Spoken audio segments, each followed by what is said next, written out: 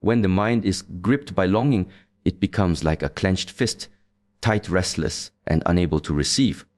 Many believe that holding on tightly will keep something close. They think that constant reminders of love, endless messages, or repeated attempts to be seen will secure a place in another's heart. Yet, reality works in the opposite way. The more you clutch, the more the thing you want begins to slip away. Detachment is not the act of abandoning someone or suppressing your feelings. It is the art of loosening the mental grip you have on an outcome. It is the ability to step back to give the other person and yourself the gift of space. When you detach, you allow natural forces to do their work. Like a bird in the wild, if it feels trapped, it will fight to escape. But if you open your hands, it might choose to return and rest there again.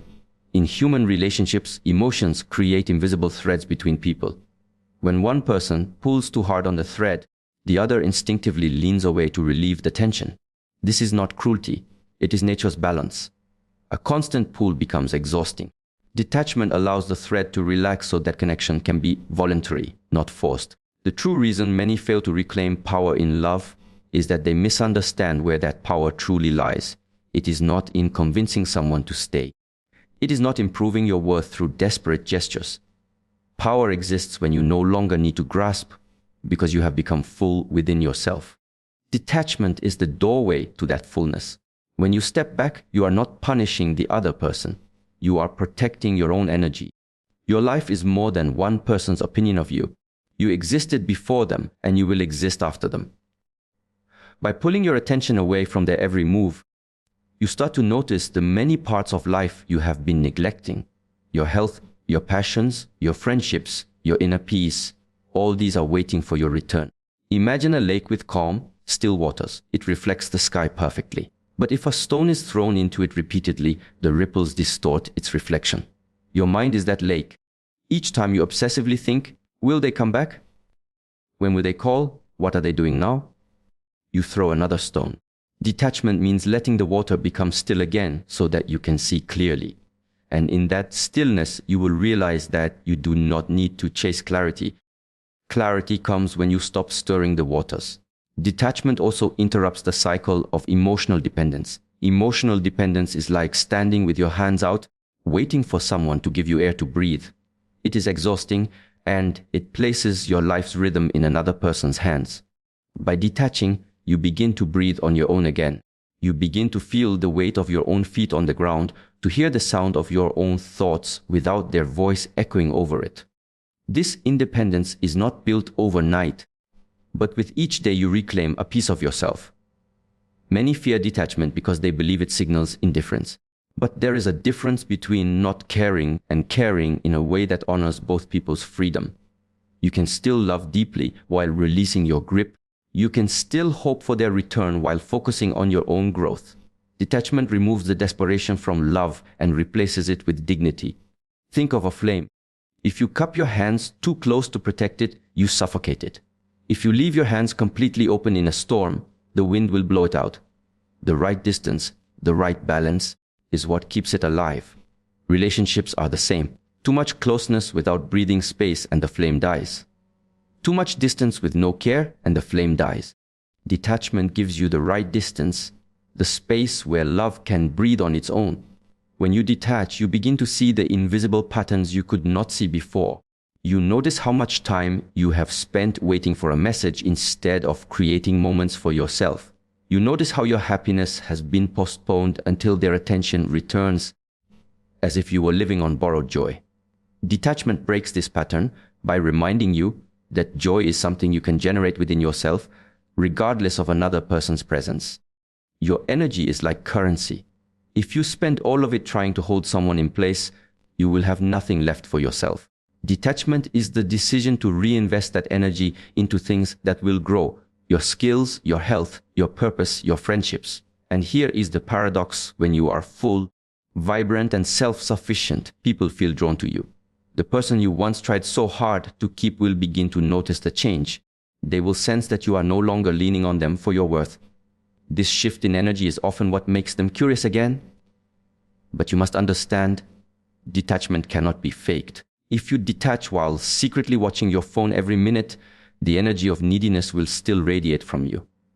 True detachment is internal. It is not just about changing actions, but changing the state of your heart. It means accepting the possibility that they might not return and being at peace with it. This acceptance is the very thing that dissolves fear. And when fear dissolves, you stop pushing them away. There is a quiet strength in someone who does not beg to be chosen. There is a dignity in stepping back, not because you do not care, but because you value yourself enough to allow choice. Love is only real when it is given freely. Detachment creates the space where free choice can exist. Without it, what you hold is not love, but control dressed as affection. When you reclaim your power through detachment, you stop living in reaction to another person's decisions. You stop waking up each day waiting to see how they will treat you, and instead, you decide how you will treat yourself. This is not pride, it is self-respect. And self-respect is magnetic in a way that desperation can never be. When the world around you feels uncertain, the only true ground you can stand on is the ground within yourself. Many people spend their lives trying to master circumstances, to bend events and people to their will, believing that if they can control the outer world, they will finally feel safe. But the outer world is like the ocean. Its tides and currents shift without warning. Self-mastery is the art of building a vessel strong enough to navigate any waters, no matter how rough they become. Self-mastery begins with awareness. You cannot shape what you cannot see. Most people move through life with their minds clouded, reacting to emotions without understanding them. They wake up in moods they cannot explain. They are triggered by words without knowing why, and they allow the smallest disruptions to decide the tone of their entire day. Without awareness, you are like a leaf carried by the wind, light, fragile, and at the mercy of forces you cannot control. To master yourself, you must first become the observer of your own mind. Watch your thoughts without immediately believing them. Notice how certain emotions rise when you hear a name, see a place, or remember an event. Self-mastery is not about suppressing these emotions, but about guiding them, the way a river's flow can be directed without stopping its movement. Discipline is the next pillar.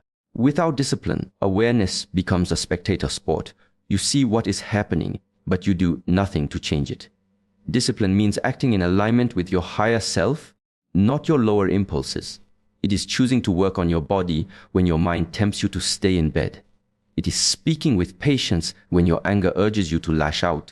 It is reading the book instead of scrolling through distractions, training the mind instead of feeding its hunger for constant noise. In self-mastery, the body cannot be ignored. Your physical state is the foundation upon which your mental and emotional states rest. Neglecting the body is like building a palace on crumbling stone.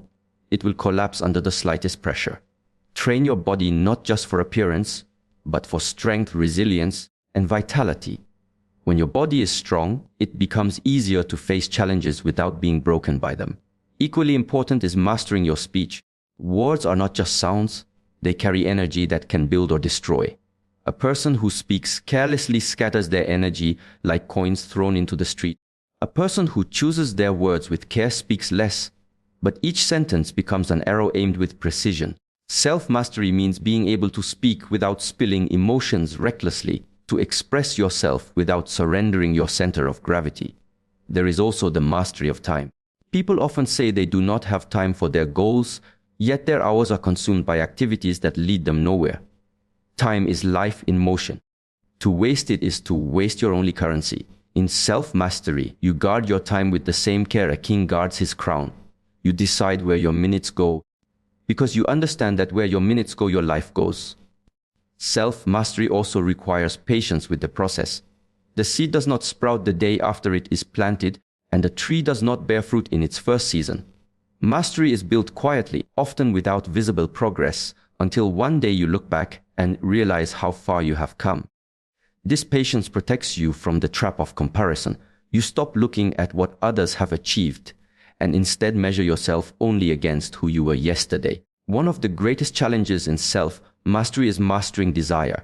Desire can be a powerful motivator, but it can also be a chain. Many live as slaves to their wants, unable to rest until they are satisfied, only to discover that satisfaction fades and a new desire takes its place. To master yourself, you must learn to desire without being consumed by it, to want without needing. This is the freedom that makes you unshakable, because nothing outside of you holds the key to your peace. In this path, solitude is not an enemy, but a teacher. Time alone allows you to confront the parts of yourself that are often drowned out by noise and company. You begin to see your patterns clearly, the fears you hide, the excuses you use, the weaknesses you pretend not to have. In facing them, you remove their power over you. Self-mastery demands honesty with yourself, for no one can conquer an enemy they refuse to see. Even your environment becomes part of your training. The people you surround yourself with, the spaces you live in, the content you consume, all of these are influences shaping you silently. To master yourself, you must be a gatekeeper of these influences, allowing only what strengthens you to enter. This is not about living in isolation, but about curating a life that supports your highest state. Self-mastery is not about perfection. It is about consistency. You will stumble, you will fail, and you will make mistakes. But each time you return to your discipline, each time you pull yourself back into awareness, you carve the path a little deeper. Over time, your responses change. You stop reacting instantly to every provocation. You stop chasing every distraction. You begin to move with intention like a warrior who does not waste movement in battle. The irony of self-mastery is that as you become stronger, you also become gentler. Power without control is aggression. Power with control is grace. You realize you do not need to dominate others to feel secure. You do not need to prove yourself in every conversation. Your presence itself becomes your statement. This quiet confidence draws respect more than any display of force. In focusing on self-mastery, you take back what was always yours, the ability to decide how you will live regardless of what life gives you. You stop waiting for the perfect circumstances to begin. You understand that the mind, body, and spirit can be trained to thrive in any condition. And in training them, you prepare yourself for the moment when life tests you, knowing that the outcome will not depend on luck, but on the strength you have built within. There is a power that exists beyond words, a language that cannot be spoken but can be deeply felt. This is the language of silence. Most people believe that the louder they speak, the more they will be heard. They think that repeating themselves will make their point stronger, that explaining over and over will change someone's mind. Yet, there is a moment in life when words lose their weight and silence carries more truth than speech ever could. Silence is not emptiness. It is not weakness. It is the pause between notes that makes the music meaningful. Without silence, even the most beautiful melody becomes noise. In the same way, without silence, your presence becomes ordinary, taken for granted. The absence of your voice makes others notice what they once ignored. It creates a space where they can hear the echo of your value. In relationships, words can easily become background noise. Repeated explanations, emotional pleas, or constant messages can turn into something the other person no longer listens to. Silence interrupts this pattern. It removes the excess so that what remains becomes visible. When you stop speaking, you force others to sit with the last thing you said, the last thing you did. In that stillness, your absence speaks for you. Silence is also a mirror. When you stop talking, you can hear yourself more clearly. In the rush to be understood, most people never stop to understand themselves. They speak to fill the air because the quiet makes them uncomfortable. But silence reveals the truth that constant noise hides. It shows you the emotions you are avoiding, the pain you are distracting yourself from, and the strength you have yet to discover. In moments of conflict, silence becomes a shield. There is a common belief that victory comes from having the last word, but often the true victory is in not needing one. When anger burns, responding with silence disarms it. It is the refusal to feed the fire. Your silence says, I will not enter this battle because it is not worth my peace. That kind of restraint is not passive, it is an act of strength. Silence changes the balance of energy between people. When someone expects a reaction and receives none, they are forced to look inward. They must confront their own thoughts without your interference. This can be unsettling for them, because it is in silence that they realize they no longer have access to you in the way they once did. The absence of your voice reminds them of the privilege it was to hear it. Silence also creates curiosity. In a world where everyone is constantly broadcasting, the one who steps back stands out. People notice what is missing far more than what is constantly present. Just as a star is noticed most in the darkness of night, your presence is felt most strongly when it is no longer easily available. But for silence to speak loudly, it must come from a place of composure, not punishment. If you use silence to manipulate or to play games, it loses its strength and becomes just another form of noise. True silence is rooted in self-respect. It is not a tactic. It is a natural result of knowing that your worth does not depend on convincing anyone to see it. The art of silence requires patience. At first, you may feel an urge to break it, to explain yourself once more, to reach out just to see if they still care. This urge is the voice of attachment trying to pull you back, but when you resist, you begin to see that silence can do what words cannot. It allows truth to unfold naturally without force. In silence, your energy begins to return to you. Words often scatter energy outward, seeking validation, seeking to be understood. Silence gathers that energy inward. It is a withdrawal from the need for immediate answers.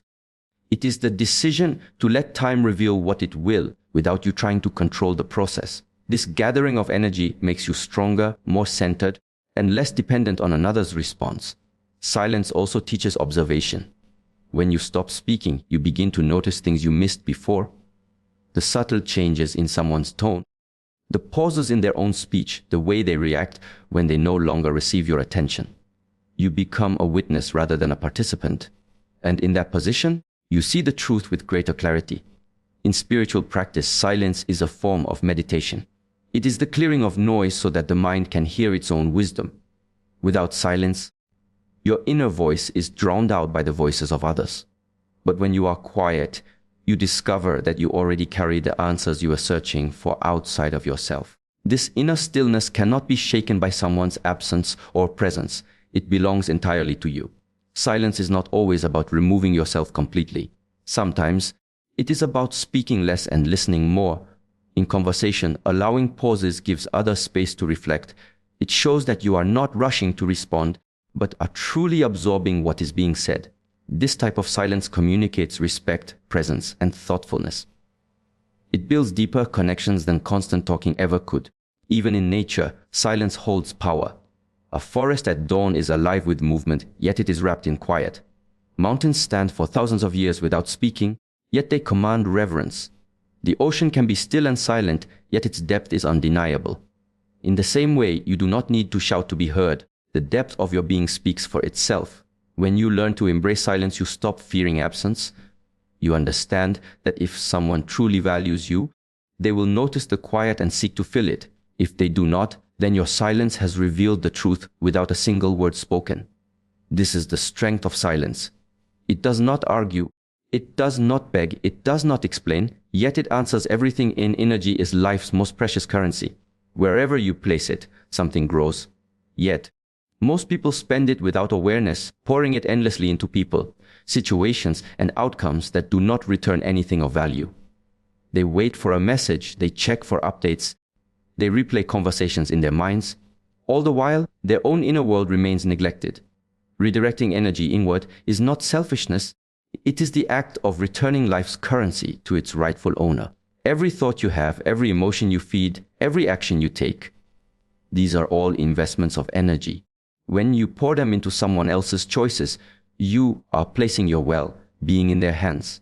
You cannot control whether they hold it gently or carelessly. But when you redirect that energy back to yourself, you begin to rebuild the foundations of your own strength. You stop depending on another's attention to feel alive. The truth is, energy follows focus. If your focus is on them, what they are doing, what they are thinking, what they might decide, your energy flows outward like water from a broken vessel. The more you give to this outward focus, the less remains for your own growth. Redirecting energy inward means sealing that vessel, holding the water within so that it can nourish you instead of draining away. This shift begins with awareness. Ask yourself, where is my attention right now? Is it in the hands of another person, waiting for them to act? Or is it here with me, in the things I can shape and change? Many people don't realize how much of their daily mental space is occupied by things outside their control. They wake up thinking of someone else, they fall asleep thinking of someone else, and in between, they forget to think of themselves. When you pull your attention back, you begin to see all the places it can go. Your body is waiting to be strengthened. Your mind is waiting to be fed with knowledge. Your passions are waiting to be explored again. Even your surroundings can be transformed when you invest energy into them. A cluttered space, once cared for, becomes a reflection of a clearer mind. A neglected skill, once practiced, becomes a source of pride and confidence. Redirecting energy inward also means reclaiming your emotional fuel. Emotions are powerful drivers of action, but when directed outward, they can lead to exhaustion and dependence. When directed inward, they become tools for transformation. Take the longing you feel for someone else and pour it into mastering a skill. Take the frustration and turn it into discipline for your health. Take the sadness and let it deepen your art, your writing, your self-expression. Nature reflects this truth everywhere. A tree does not send its roots toward another tree, hoping to grow from its soil. It sends them deep into its own ground, drawing strength from its own source. Only then can it stand tall enough to give shade and shelter. In the same way, you cannot become strong while depending on another to feed your roots. The practice of redirecting energy inward requires patience, because at first, the habit of looking outward will pull you back. You may feel the urge to check their life, to wonder about their thoughts, to imagine their return. This is the mind's old pattern. It wants comfort in familiar places, even if those places drain you. Each time you notice this pull, gently return to yourself. Ask, what can I give to myself right now? It might be rest, it might be effort, it might be silence. As you continue, something begins to change. The more energy you invest in yourself, the more alive you feel. Your days begin to fill with creation instead of waiting. You start to see progress in your health, your work, your confidence. This progress creates a momentum that makes it easier to keep your focus inward. And here lies the paradox. When your energy is no longer chasing, others begin to notice your light again. But this shift is not about making them notice. That would still be energy pointed outward disguised as self-care. True inward focus is independent of anyone's recognition. It is the quiet work you do when no one is watching. The effort you give because you value your own growth, not because you want it to be seen. When your energy is within, your emotional state is no longer a reflection of someone else's behavior. Their absence no longer empties you because you are full from within. Their presence is no longer the source of your joy because joy now comes from the life you are building. This is the kind of stability that cannot be shaken because it is rooted in self-sufficiency. Redirecting energy inward also means learning to feed your inner fire without external fuel. External fuel complements attention, approval burns fast and leaves you cold again. Internal fuel, discipline, purpose, self-belief, burns steadily and keeps you warm in any season of life. This is why the greatest warriors, artists, and leaders do not rely on constant encouragement. They have learned to create their own. You may find that when your energy is focused inward, some people drift away. This is natural. Those who depended on your constant attention will feel its absence. Those who were drawn to your emptiness because it made them feel full will no longer find what they seek. But in their place, new people will arrive, those drawn to your wholeness, those who respect the strength you have cultivated. Even your relationship with time changes when energy is inward. Hours that were once wasted in waiting are now invested in growth. Weeks that passed in longing now pass in creation. You begin to see that life has always been offering you the opportunity to expand. You were simply giving your energy away too freely to notice. When energy returns to you, your presence changes. You no longer walk into a room searching for approval. You bring your own completeness with you. You no longer live in reaction to others. You live in alignment with yourself. And this alignment makes you magnetic in a way chasing never could. It is the quiet confidence of someone who has found their own source and no longer fears its loss, because it was never outside of them. To begin with, words are powerful, but they can be easily ignored, doubted, or forgotten. Actions, however, leave impressions that cannot be erased. They carry a weight that does not fade when the conversation ends. When you let your actions speak for you, you stop trying to convince others with explanations and start showing them through the life you live. Many people waste their strength repeating the same points, trying to make others understand their value through arguments or promises. But words, no matter how sincere, can be empty if not supported by visible change. It is not what you say about yourself that matters. It is what others see in the way you live. There is a discipline in choosing to act rather than speak. Words often come from emotion in the moment, but actions require consistency over time. Anyone can promise to change when the pressure is high. Few can demonstrate change when no one is watching. This is why action speaks louder. It is proof that stands the test of time. When someone has doubted you, the instinct is often to defend yourself immediately, to prove your worth in that moment. But quick words rarely change deep impressions. It is the steady pattern of your actions that gradually shifts how others see you. If someone once thought you were weak, your quiet persistence in building strength will speak for itself. If they believed you lacked discipline, your daily routines will erase that doubt without you ever needing to announce them. Actions have a quiet authority. They do not demand recognition, yet they naturally attract it. Like a tree that simply grows without explaining itself, your consistent actions become impossible to ignore. Those who once dismissed you will eventually have to face the reality of what you have become, whether they acknowledge it or not. Letting actions speak also protects your energy. Arguing burns fuel. Proving yourself through words often leads to frustration when the listener does not believe you. But when you focus on action, you no longer need anyone's immediate approval. You know that the results you create will speak when the time is right. This patience keeps you centered while others remain caught in noise and debate. Even in silence, actions can communicate volumes. The way you carry yourself, the way you treat your body, the way you handle challenges, all of these send messages to those around you. A calm demeanor in the face of provocation says more than 100 speeches about self-control. A consistent commitment to your craft says more than endless claims of ambition. When you let your actions lead, you also stop chasing outcomes from others. You no longer need them to agree with you right away.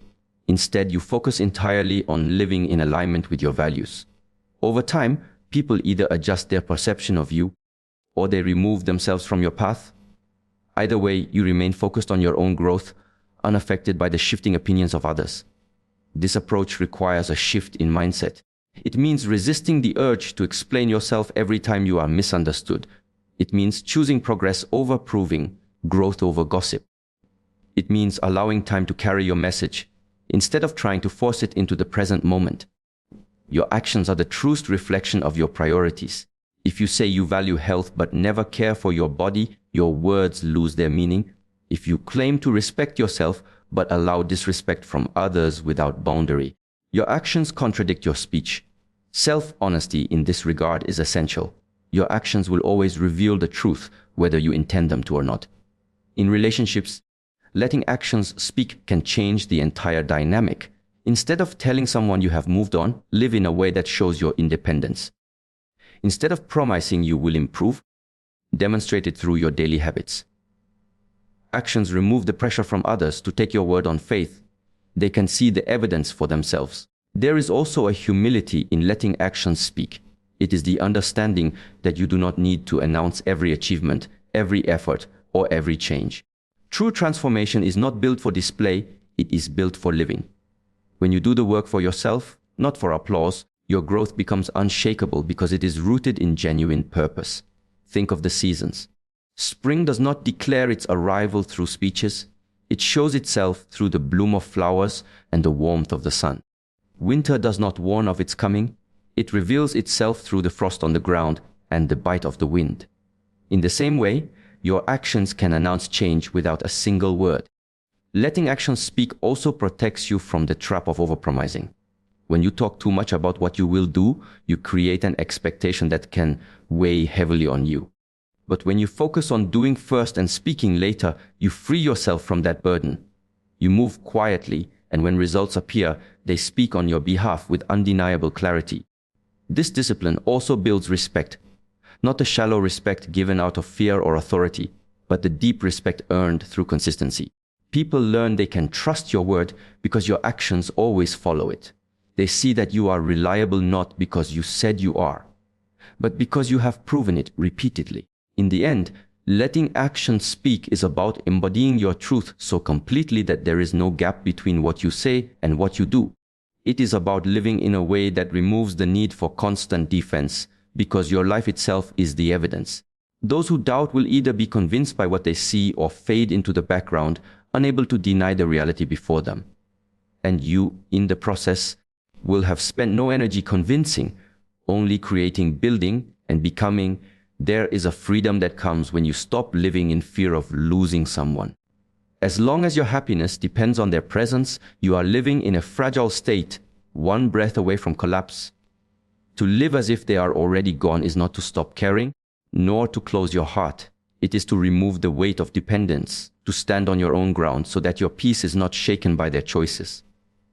Attachment often disguises itself as love, but it is rooted in fear. The fear of absence, the fear of change, the fear of being left behind. This fear shapes your actions in ways you may not see. You compromise too much, you bend your boundaries, you tolerate disrespect, all to keep them from leaving. Yet in doing so, you slowly leave yourself. Living as if they are already gone is the practice of coming back to yourself fully, so that your center no longer shifts with theirs. Imagine your life as a great river. While they are in it, they may swim beside you, share the current, and enjoy the journey together.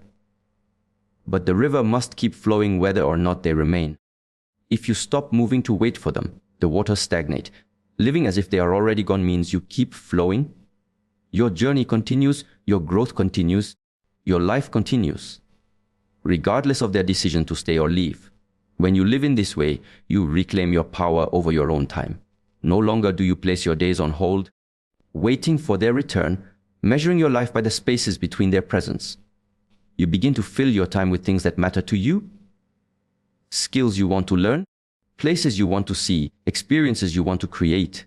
You stop treating the present as a waiting room and start living it as the main event. Living as if they are already gone also changes the way you love. Love given from fear seeks to hold, to bind, to control. But love given from strength allows freedom. It says, "You may go where you wish, and I will still remain whole." This is not indifference. It is the purest form of love, because it is free of chains. You offer your presence as a choice, not as a cage. There is a paradox here. The more you fear losing someone, the more likely you are to lose yourself in the process of keeping them. And when you lose yourself, the version of you they were once drawn to begins to fade. By living as if they are already gone, you protect the very qualities that made you valuable in the first place. You remain vibrant, independent, and centered, traits that draw people naturally rather than push them away. This way of living also sharpens your awareness of who truly belongs in your life. When you are no longer desperate to keep someone, you can see their actions clearly. You notice whether they add to your life or only take from it, whether they meet you with respect or with neglect. And because your peace no longer depends on them, you are free to walk away from what no longer serves you. Living as if they are already gone does not mean shutting the door to connection. It means building a life so rich and whole that their presence becomes a blessing, not a necessity. If they choose to walk alongside you, it is because they want to, not because you have tethered them there. And if they choose to leave, your steps remain steady, your days remain full. In this mindset, you stop clinging to every sign, every word, every gesture, trying to decode it for reassurance. You no longer need to read between the lines because your stability no longer depends on their next move. This releases you from the endless cycle of hope and disappointment that comes from living in someone else's shadow. It also transforms the way you handle communication. You no longer send messages just to feel their presence, no longer stretch conversations just to avoid the silence. Instead, you speak when you have something to share, and you listen without grasping for meaning in every pause. The space between interactions no longer feels like a void. It becomes room for your own life to unfold. Living as if they are already gone means you stop negotiating your worth. You no longer try to earn love through constant effort or sacrifice. You no longer prove yourself in the hope that they will see you. Instead, you focus on living in a way that honors yourself, building a life that reflects your values, your passions, and your goals. This is the kind of life that naturally attracts those meant to stay without you having to hold them in place. It is a mindset of emotional preparedness. You understand that people can leave at any moment, through choice, through change, through circumstances beyond your control. By living as if they already have, you are never caught unprepared. Their absence may bring sadness, but it will not dismantle you. Your identity remains intact because it was never built entirely around them. In this way, you become more present in every interaction. You stop wasting moments in fear of the future. You no longer sit with them while thinking about the possibility of losing them. You are simply there, fully without clinging, because you know that whether they stay or go, you will continue to live fully. This presence makes your connections deeper, not weaker.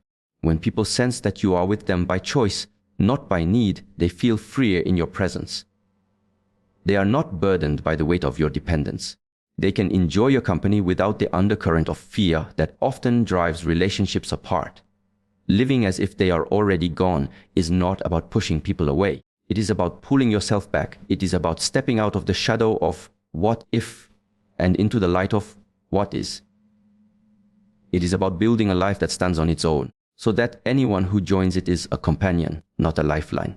And in doing so, you give yourself the greatest gift, freedom from the chains of fear and the ability to live without waiting for someone else to complete you,